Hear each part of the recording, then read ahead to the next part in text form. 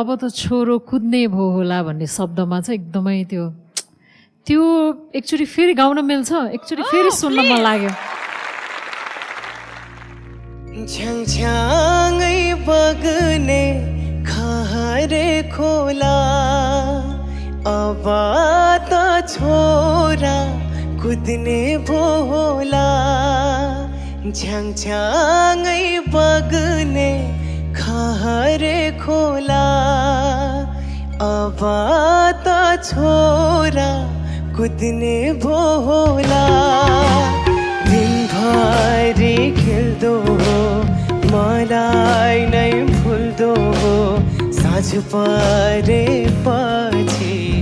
आमालाई सोध्दो खोइ बाबा भनेर खोइ बाबा